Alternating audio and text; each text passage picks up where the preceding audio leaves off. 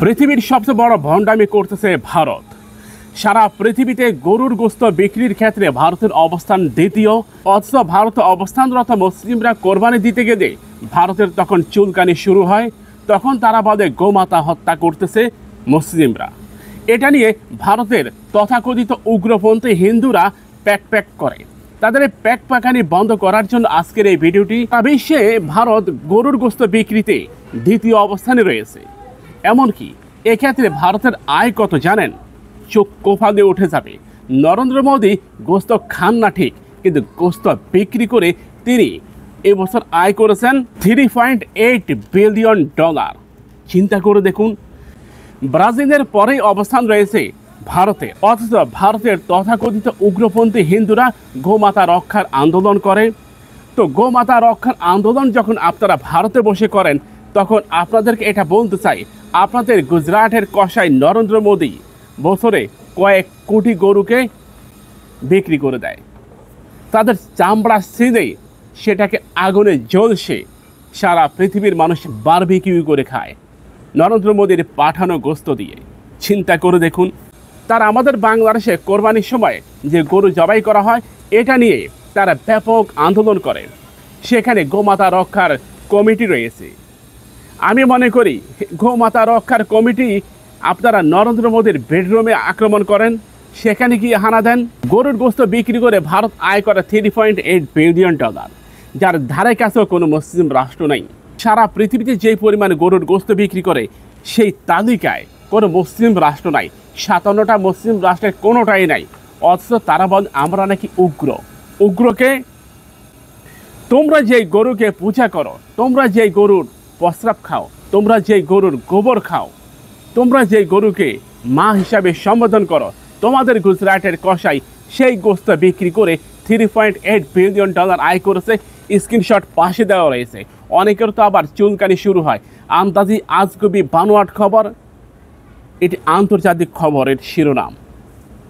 এই ইংলিশ লেখাটি যদি পড়তে পারো, এটা লেখাটা কপি করে কিংবা এটা টাইপ করে ইউটিউব কিংবা গুগলে সার্চ করে দেখো, সত্যটা পেয়ে যাবে। প্যাকানি বন্ধ করে আগে নরেন্দ্র মোদীকে সামলাও। মুসলিমদের বিরুদ্ধে লাগাটা তোমাদের একটা স্বভাবে পরিণত হয়েছে। কথায় আছে, অভাবে পড়লে স্বভাব নষ্ট হয়। ভারত যখন এটা বুঝতে পেরেছে যে তাদের ধর্মের অনুসারীর সংখ্যা দিনকে দিন কমতেছে, তখনই তারা শুরু করেছে মুসলিমদের বিরুদ্ধে ষড়যন্ত্র। বাংলাদেশের বিপক্ষে গভীর ষড়যন্ত্র করেছে ভারত। বাংলাদেশের বিপক্ষে ভারতের গভীর ষড়যন্ত্র। আন্তর্জাতিকভাবে ভারত নিজেদেরকে গোমাতা রক্ষার আন্দোলন করে। তো পবিত্র কোরবানি ঈদে গরু পশু জবাই করা হয়। সেখানে গরু থাকে, ছাগল থাকে, দুম্বা থাকে, অন্যান্য প্রাণী থাকে। অথচ ভারতের একদল সন্ন্যাসী বের হয়েছে, তারা বলে জীব হত্যা মহাপাপ। তো জীব হত্যা যদি মহাপাপ হয়, আপনাদের গুজরাটের কসাই যে প্রতিনিয়ত এটা করেই যাচ্ছে, এর থেকে আপনাদের এই কসাই আয় করে নিয়েছে $3.8 বিলিয়ন। এটা নিয়ে ভারতের কোনো মাথা ব্যথা নেই, কিনা কোনো হিন্দুরও কোনো মাথা ব্যথা নেই, কারণ এটা আয়ের উৎস, এটা পয়সা কামাইয়ের উৎস।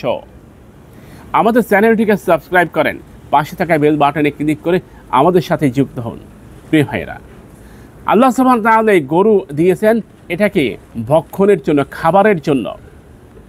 এটা একটা জীবন চক্র, জীব প্রক্রিয়া। তাই আপনারা এই কোরবানি গরুকে কেন্দ্র করে প্রতি বছর ভারতে অবস্থানরত মুসলিমদের উপর যেই নির্যাতন পরিচালনা করেন, সেটা কি আপনাদের ভণ্ডামি নয়? সেটা কি আপনাদের অভিনয় নয়? সেটা কি আপনাদের নিছক একটা বানানো গল্প নয়? আপনারা যে গরু রক্ষার জন্য মুসলিমদেরকে পিটিয়ে দুনিয়া থেকে বিদায় করে দেন, সেই গরু জবাই করে আপনারা আয় করেন $3.8 বিলিয়ন।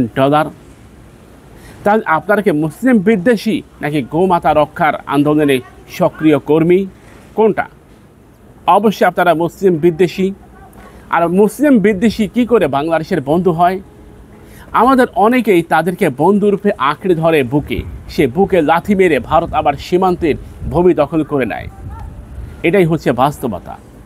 ইরান যখন সামরিক শক্তির দিক দিয়ে ইসরায়েলকে পরাজিত করবে ভাব, তখন ভারতের মিডিয়ার পোল্টিবাজি শুরু হয়।